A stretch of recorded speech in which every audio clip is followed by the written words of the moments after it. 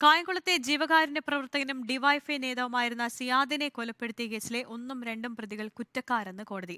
1-ാം പ്രതി വെറ്റ മുജീബ്, 2-ാം പ്രതി ഷഫീഖ് എന്നിവരെയാണ് കുറ്റക്കാരായി കണ്ടെത്തിയത്.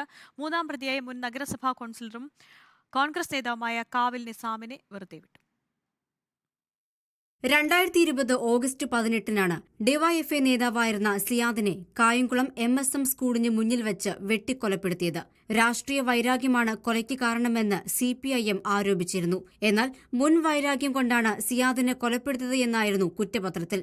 കേസിലെ 1-ാം പ്രതി വെട്ട് മുജീബ് എന്ന മുജീബ് റഹ്മാൻ, 2-ാം പ്രതി ഷെഫീഖ് എന്നിവരെയാണ് കുറ്റക്കാരാണെന്ന് മാവേലിക്കര അഡീഷണൽ ജില്ലാ സെഷൻസ് കോടതി കണ്ടെത്തിയത്. നിരവധി കൊട്ടേഷൻ, ഗുണ്ട ആക്രമണ കേസുകളിൽ ഉൾപ്പെട്ടവരാണ് പ്രതികളായ വെട്ട് മുജീബും ഷുഹൈബും. 3-ാം പ്രതിയായ മുൻ മുനിസിപ്പൽ കൌൺസിലറും കോൺഗ്രസ് നേതാവുമായ കാവിൽ നിസാമിനെ കുറ്റക്കാരനല്ലെന്ന് കണ്ട് വെറുതെ വിട്ടു. കൊലപാതകം നടന്ന ദിവസം അതുവഴിയെത്തിയ മുനിസിപ്പൽ കൌൺസിലറായിരുന്ന കാവിൽ നിസാം 1-ാം പ്രതി വെട്ട് മുജീബിനെ തന്റെ ഇരുചക്ര വാഹനത്തിൽ കയറ്റി സുഹൃത്തിന്റെ വീട്ടിലെത്തിച്ചിരുന്നു. ഇതാണ് കാവിൽ നിസാം പ്രതിപട്ടികയിൽ ഉൾപ്പെടാൻ കാരണം. കേസിലെ ശിക്ഷാവിധി ചൊവ്വാഴ്ച പ്രഖ്യാപിക്കും. റിപ്പോർട്ടർ, ആലപ്പുഴ.